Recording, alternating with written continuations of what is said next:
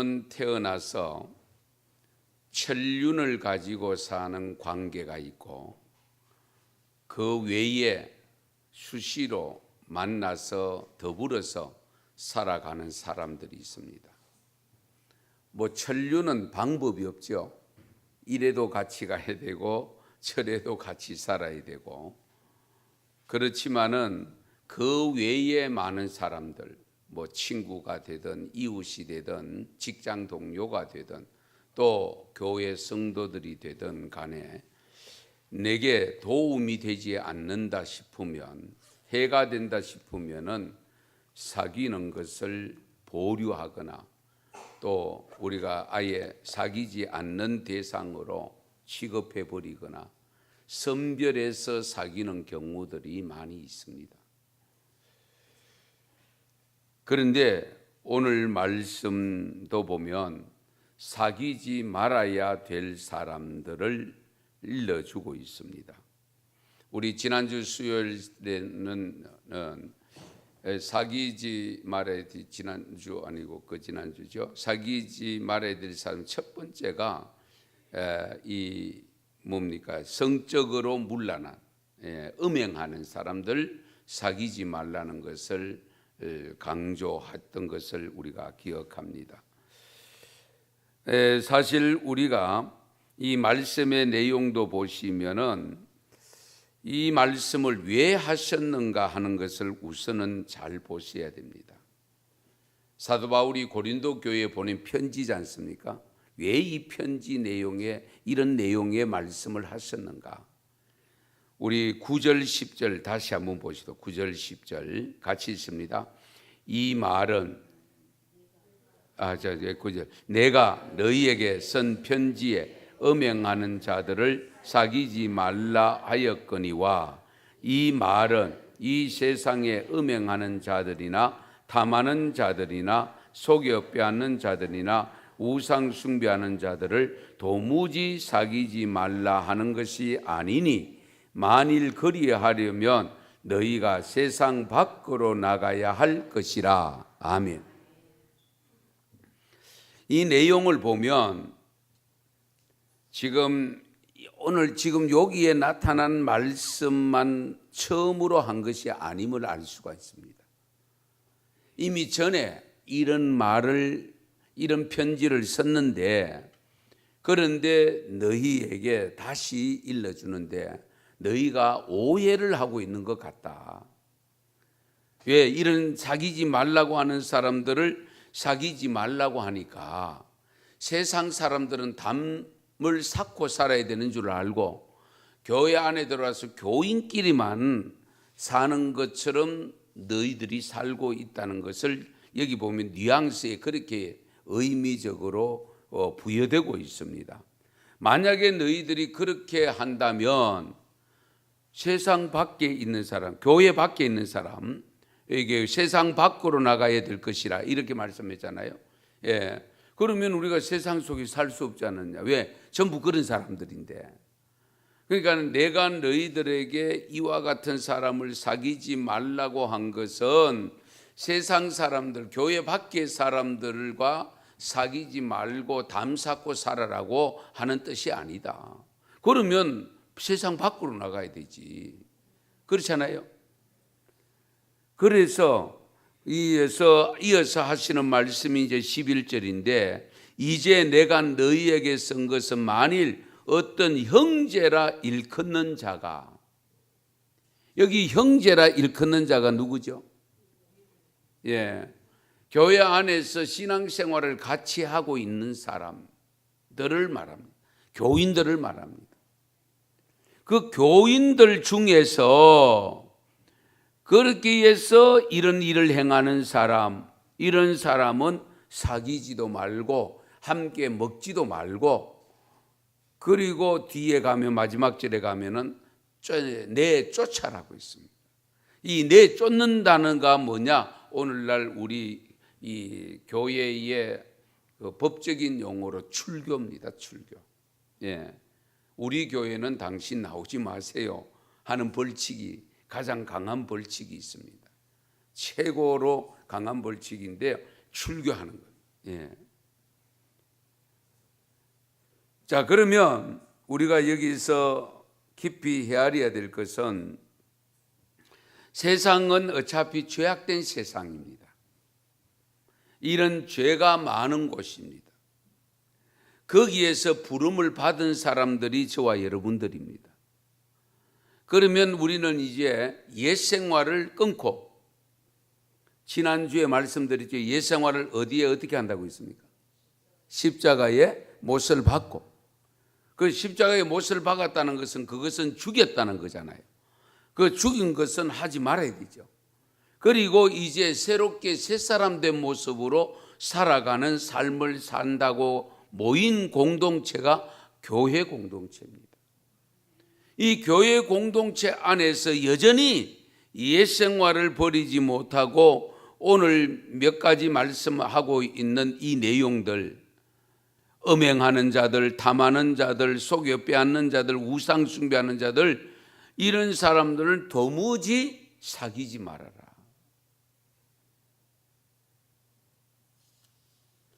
사실은 우리가 믿음의 생활을 초신자 때야 금방 모시고 온 사람들이야 아직 예수님을 영접지도 못했고 이제 인도받아 오셨는데 그분들이 갑자기 새 사람 될 리는 없죠. 그렇게 되기는 어렵습니다. 그러므로 우리가 시간적으로 기다려주면서 조금씩 변화시켜 나가는, 성화시켜 나가는 삶을 계속 인도해주고 지도해주고 고쳐주어야 되죠. 그러나 이미 신앙생활을 한 지가 수십 년 되고 나름대로 정말 옛 생활을 벗어던지고 새롭게 삶을 사는 성도들이 이런 일을 행하고 있으면 이것은 결코 어디입니까? 우리 모두에게 유익이 안 된다는 겁니다. 우리가 그렇잖아요. 나쁜 것은 잘 배우게 되어집니다. 선한 일은 배우기가 쉽지 않습니다. 그렇기 때문에 그 나쁜 사람이 누룩이 있으면은 그 덩어리가 퍼져서 결국은 전체를 이렇게 오염시킬 위험이 있단 말이죠. 그러므로 그들은 사귀지 말아라. 내 영혼이 오염된다. 예. 이 말씀을 고린도 교회에 이 사도 바울이 전하지 않으면 안 되는 이유가 그 전에도 이런 것을 가서 일러줬는지 모르지만은 말씀을 들었는데 착각을 하고 이 고린도 교인들이 세상과 등지고 세상 사람들조차도 외면하고 그러고 있는 그 모습에 다시금 이야기를 듣고는 편지를 쓰면서 그것이 아니다. 내가 너희들에게 일러준 그 말이 왜곡되었구나. 잘못되었구나. 너희들이 다시 생각을 바꾸어라. 내가 너희들에게 일러준 것은 사귀지 말라고 한 사람들은 저 세상 사람들이 아니고 교회 안에 있는 사람들이 다시금 옛 생활로 돌아가서 죄를 범하고 있는 그런 사람들이 있을 때에 우리가 그러잖아요. 다른 데 보면 한두 번 권면해보고 듣지 않으면 그때에 너희들이 멀리 하라고 있잖아요. 이단도 마찬가지고. 이제 그렇게 있을 때에도 안 들으면 멀리 해야 되는데 이유는 같이 자꾸 만나서 대화하다 보면은 아이고 뭐 나만 안 그러면 되지 또 이럴 수 있어요. 나만 안 그러면 되지 뭐 이렇게 되는데 그러나 은연중에 나는 혹 괜찮다 할지라도 다른 사람에게 또 좋지 않은 영향력을 끼칠 수 있다는 겁니다. 그러므로 너희들은 그 사람들은 너희 중에서 너희 중이 뭡니까? 너희 교회 중에서 출교시켜라. 아주 무서운 말씀을 하고 있습니다. 자, 그러면 우리가 좀 더 구체적으로 사귀지 말라고 하는 사람, 음행에 대해서는 지난 시간에 말씀을 드렸기 때문에 말씀을 드리지 않겠습니다만은 그 다음에 탐욕을 부리거나 탐욕. 예. 이 탐욕이 있는 사람은 하나님의 성도로서의 삶을 살기가 어렵지요. 왜? 내 욕심 채우다 보면 하나님의 선한 일을 할 수가 없습니다. 선한 일을 하기 어렵습니다. 그리고 예를 들면 나는 안 하고 남이 하기를 바라고 있다든지 이럴 수도 생기잖아요. 그렇잖아요. 예, 탐욕이 있으면 욕심이 자꾸 생기면. 네. 그래서 탐욕을 가진 사람들은 삼가 조심해야 된다 하는 말씀을 하고 있습니다. 탐욕뿐만 아니죠. 그 다음에 우리 우상숭배도 뭐 더 이상 말씀드리지 않겠습니다만은 우상숭배도 이미 못을 박은 분들이죠. 예, 이미 다 못을 박고 오셨습니다. 예, 이 우상숭배하면서 올 수가 없죠. 어쨌든 그러나 이제 처음으로 오시는 분들이야 뭐 우상숭배 늘 하고 있는 분들이죠. 특히 우리나라 우상숭배 중에서 가장 민감한 부분이 조상제사. 예.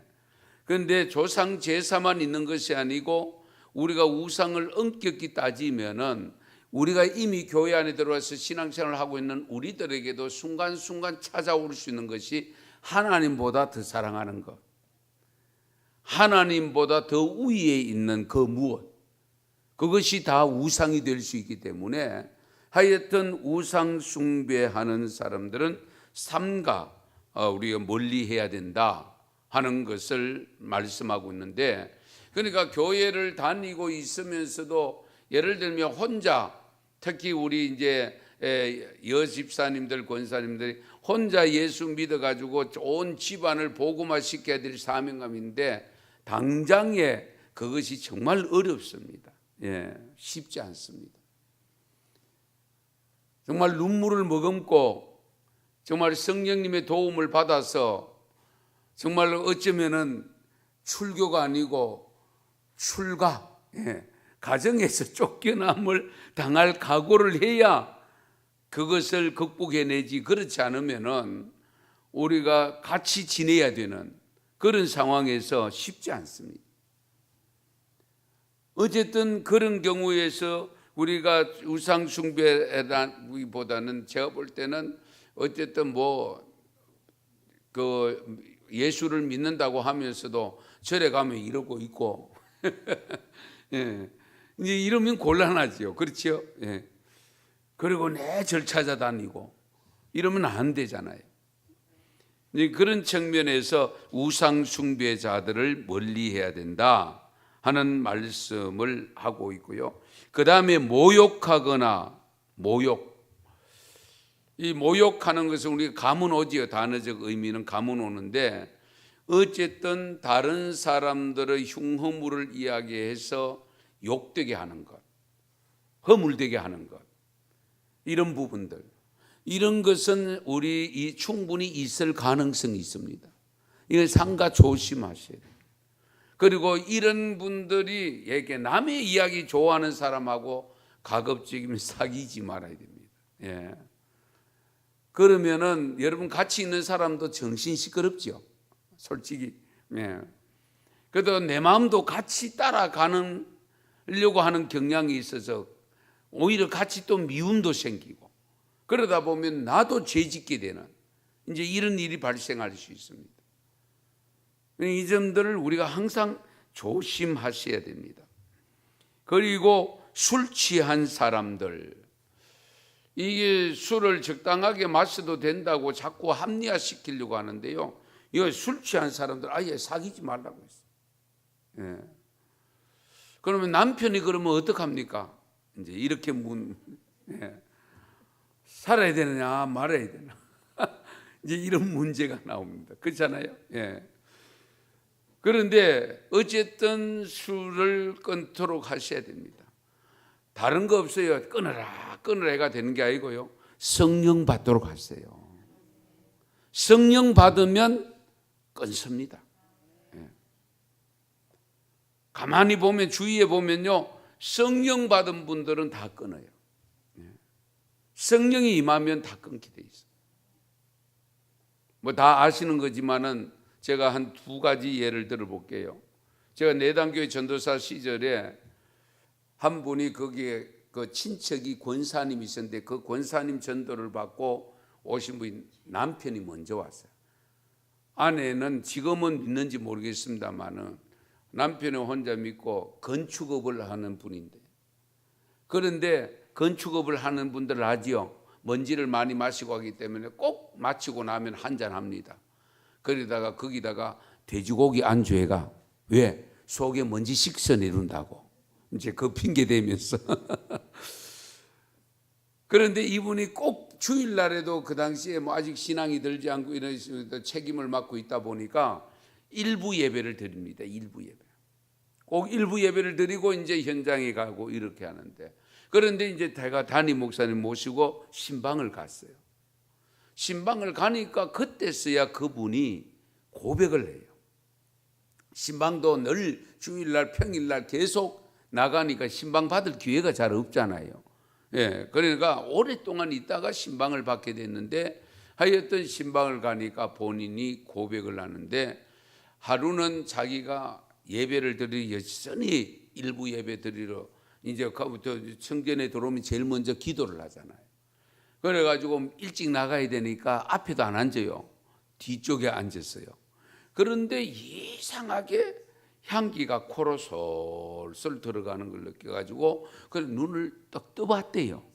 그런데 강대상 저 앞에 예나 지금 다름없고 꽃꽂이는 돼 있는데 그 향기가 이까지 들리는 그런 향기가 아니고, 그래가 또 눈 감고 또 기도하는데 코로 향기가 솔솔 들어가더래요.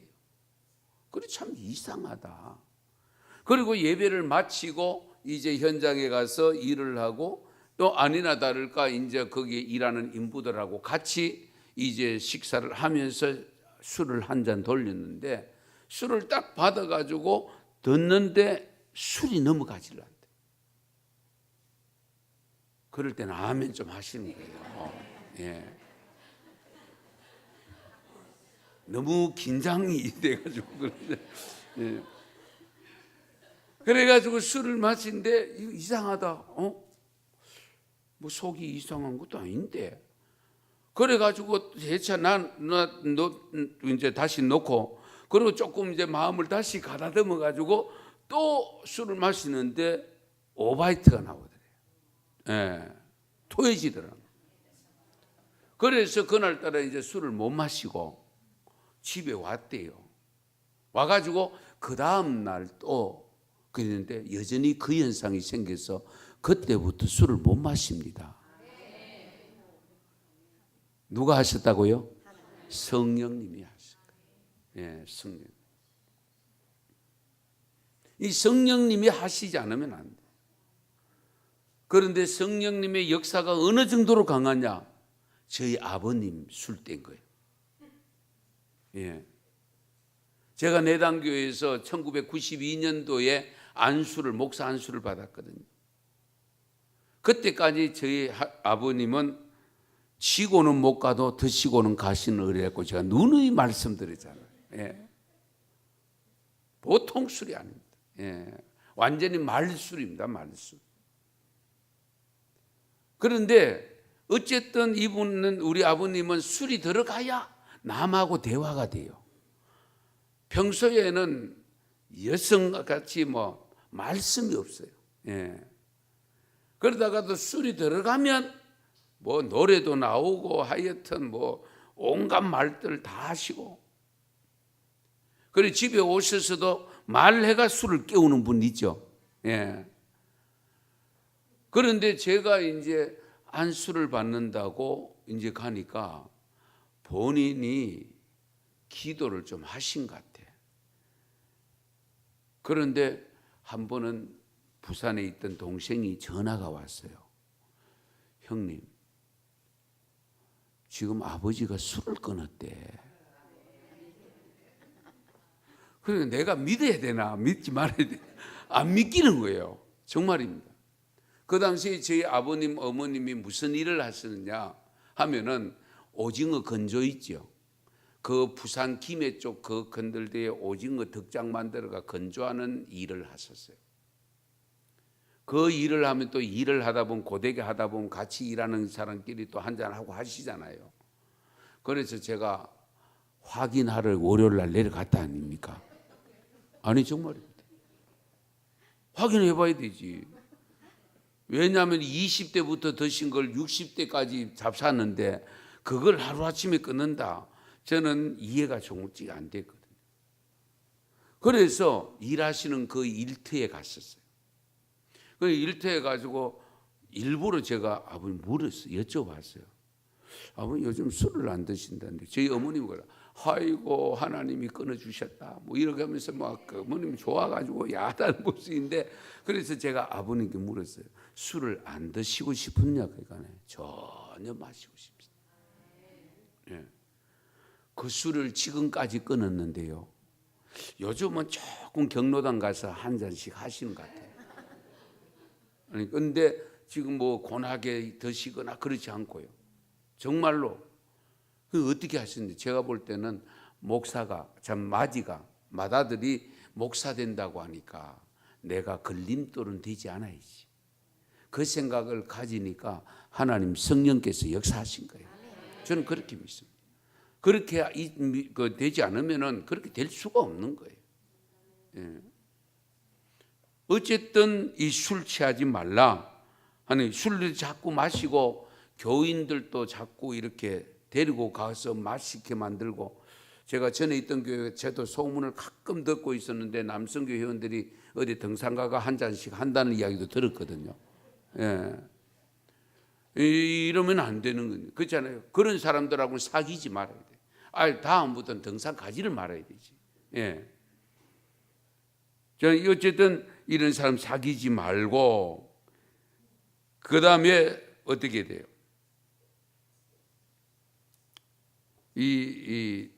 도무지 거기 말씀은 도무지 사귀지 말라고 했습니다. 도무지 사귀지 말라. 그리고 속여 빼앗는 자도 사귀지 말라. 뭐 교회 다니면서 속여 빼앗는 사람 이런 사람은 없지요. 네. 그런데 세상에 살다 보면 그렇잖아요. 거짓말해서 뭐 이렇게 돈을 갈취한다든지 여러 유형의 사람들이 있습니다만은 어쨌든 이런 악한 사람들은 사귀면 안 된다. 만에 하나라도 그런 사람들이 있으면은 내쫓아라. 이제 이런 말씀을 합니다. 그러면서 이제 마지막 그 12절 마지막 부분에 보면 13절 보시면 밖에 있는 사람들은 하나님이 심판하시려니와 여기 밖에 있는 사람들은 누구냐? 교회 밖에 있는 사람들. 그 사람들이 그런 일을 하는 사람들은 뭐 하나님이 심판하신다. 물론 우리도 하나님이 심판을 받지만은 그건 하나님 심판하실 거고. 그러나 우리는 그들을 전도의 대상으로는 삼아야 되죠. 그렇잖아요. 그들은 전도의 대상으로 우리 삼아야 되지 전혀 외면하고 그들을 안 만나고 그러면 안 되죠. 오히려 그들 앞에서 우리는 거룩한 모습을 드러내기가 훨씬 좋잖아요. 예. 우리가 파도가 넘실 그런데 배를 안 띄웁니까? 네. 그렇다고 해서 파도 넘치는데 배를 띄워가지고 배가 파도 속에 들어가면 됩니까? 안 되지요. 들어가서는 안 되잖아요. 들어가면 죽는 길인데 그 파도를 타고 넘어야 되잖아요. 그걸 잘 넘는 사람이 좋은 선장이잖아요. 마찬가지로 우리가 신앙을 가진 성도들이 세상 속에 살면서 이런 유형의 사람들과 더불어 살아갈 때에 그 속에 우리가 빠져들어가면 되지 않지만은 그러나 그것을 타고 넘으면서 그들을 전도해서 바로 이 새 사람 될 수 있는 예수 믿게 하는 그 사명을 잘 감당하는 자가 좋은 성도지요. 하나님께서 그런 성도가 되기를 원하시는 거예요. 우리가 이 점을 놓쳐서는 안 됩니다. 우리 말씀을 한 두 곳 더 찾겠는데요. 골로새서 3장 5절에서 10절을 보시겠습니다. 골로새서, 빌립보서 다음에 골로새서 3장입니다.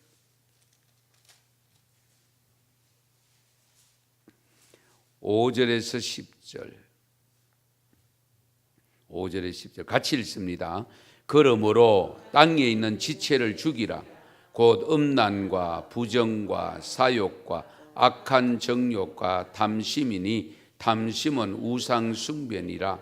이것들로 말미암아 하나님의 진노가 임하느니라. 너희도 전에 그 가운데 살 때에는 그 가운데서 행하였으나 이제는 너희가 이 모든 것을 벗어버리라. 곧 분함과 노여움과 악의와 비방과 너희 입에 부끄러운 말이라. 너희가 서로 거짓말을 하지 말라. 옛사람과 이 행위를 벗어버리고 새 사람을 입었으니 이는 자기를 창조하신 이의 형상을 따라 지식에까지 새롭게 하심을 입은 자니라. 아멘. 한 곳 더 볼게요. 우리 빌립보서 3장 앞에 부분 빌립보서 3장 17절에서 21절까지 17절에서 21절 같이 읽습니다. 형제들아 너희는 함께 나를 본받으라. 그리고 너희가 우리를 본받은 것처럼 그와 같이 행하는 자들을 눈여겨보라.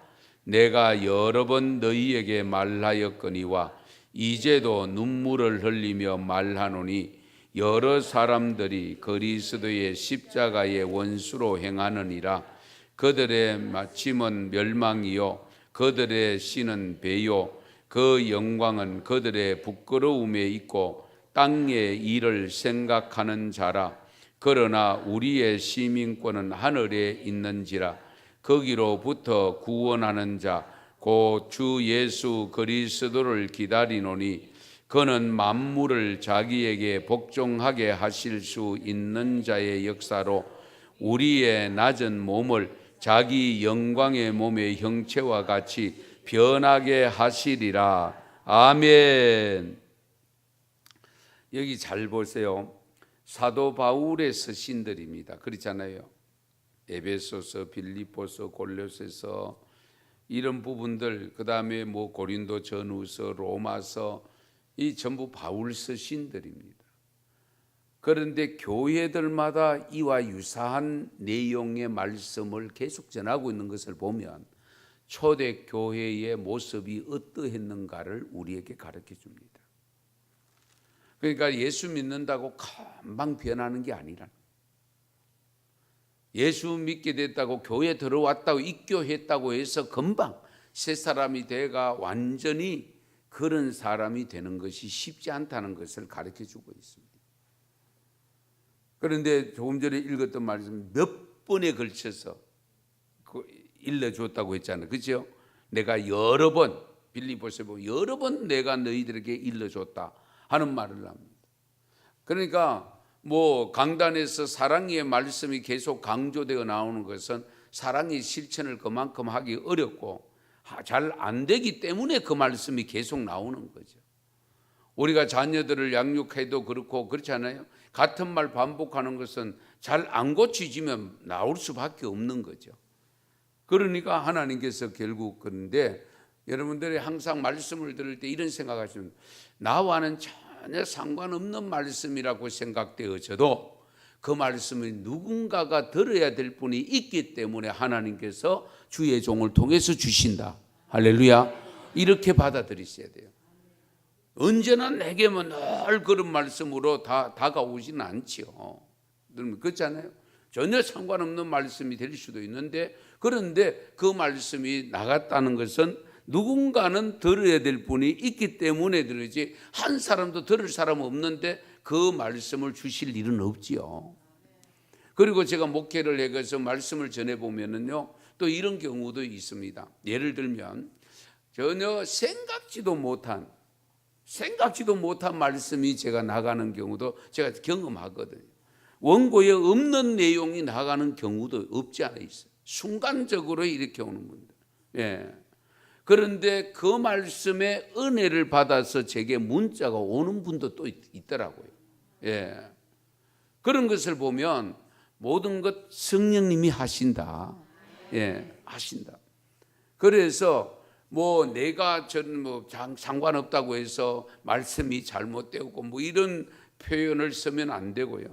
그러니까 어쨌든 하나님의 말씀이 주어졌을 때는 누군가는 들어야 될 분들이 있기 때문에 주셨다고 하는 이 믿음 가지고 모든 말씀 내게 적용하는 것이 가장 우선이고, 그러면서도 나와 전혀 정말로 상관없는 말씀이 주어졌을 때는 이 말씀이 누군가는 들을 분이 계셨는가 보다. 그래서 저 말씀을 주셨는가 보다. 우리가 강사를 서빙하는 것도 그런 의미가 있습니다. 단임 목사를 통해서 주시는 말씀도 있지만은 강사님을 통해서 전혀 새롭게 주시는 말씀들이 있기 때문에, 그래서 강사님을 모시고 또 이렇게 듣고 이렇게 하는 거 아니겠습니까? 부흥회를 하는 이유도 마찬가지잖아요. 예. 늘 담임 목사를 통해 주시는 말씀이 있지만은 부흥회 강사님을 통해서 새롭게 주시는 말씀들이 있으니까. 교회에서 잘 들었었는데 지난주에 우리 기도원에 가서 부흥 집회를 할 때도 그때에 몇 분이 개인적으로 상담한 분들이 있어요. 그런 분들이 있는데 고백을 하시는 분들이 있는데, 늦게 사명이 있다 그래가지고 올라와가지고 군소신학에 입학을 했는데 정말로 이거 내가 가야 되는 거 맞습니까? 그럼 물으면 저도 대답하기 어려워요. 그렇잖아요. 하나님이 어떻게 주관하시는지 쉽게 판단하기 어려운데, 그거는 본인이 판단하셔서 본인이 응답받는 것이 가장 중요한 겁니다. 사실은 누가 옆에서 자꾸 카더라 뭐 어디 가서 기도 좀 하시는 분한테 가면 사명 받았다 그러고, 그 사명 받았다고 하기 때문에 신학을 가야 되고, 그런데 가보니까 아니고 이러면은 안 되잖아요. 가장 중요한 것은 본인입니다. 본인. 예. 본인의 하나님의 음성 듣는 것이 가장 우선이다. 남이 가라고 한다고 가서 대도 안 하고요. 그래서 여러분 부모님들이 자녀를 놓고 이렇게 서원하는 거, 이런 거 조심하셔야 돼요. 예. 서원을 해놨는데, 그런데 자녀가 성장하면서 나는 못 가겠다라고 그래가지고 맨 뒤로 미루고 하다가 이제 다 얻어맞고 마지막에 돌아오는 그런 경우들도 없지 않아 있습니다. 예. 그러니까 서원은 함부로 하지 말라고 했잖아요. 했으면 어떻게 해로울지라도 갚으라고 했죠. 그런 측면에서 우리가 다양하게 이 말씀을 받을 때에 우리가 어떻게 받아야 될 것인가 하는 것인데, 우리가 세상 사람들은 하나님이 심판하신다. 그 사람 가지고 우리가 왈가왈부할 게 아니고, 다만 우리는 그분들 속에 들어가서 생활하고 있기 때문에 세상의 빛이 되어야 되고 소금이 되어야 되는데, 그 사명을 감당해서 그들을 주께로 인도하는 사명을 감당하고, 그러면서 우리 교회 안에 들어와서 이미 신앙생활 옛생활을 다 버렸다고 생각하고 새 사람 된 모습으로 살아간다고 주장하고 있는, 고백하고 있는 우리들이 그런 일을 옛사람을 그대로 행하는 사람들이 주위에 있다면 정중하게 권면하고, 그래도 안 될 때는 멀리해라. 내 쫓는 것까지는 어려워도 예, 멀리해라. 이제 이 말씀들을 우리가 깊이 헤아리시면서 우리가 어쨌든 성결하고 정결한 모습으로 사순절을 맞아서 살아가면서 철저하게 십자가를 생각하고 십자가에 못 박아야 될 죄는 없는지 살펴보시고, 과감하게 박을 것이 있으면 박아버리고 옛사람을 벗어버리고 새 사람 된 모습으로 다 주님 앞에 설 수 있는 승리하는 믿음이 되시기를 바랍니다. 기도드리겠습니다. 하나님 아버지, 고맙고 감사합니다.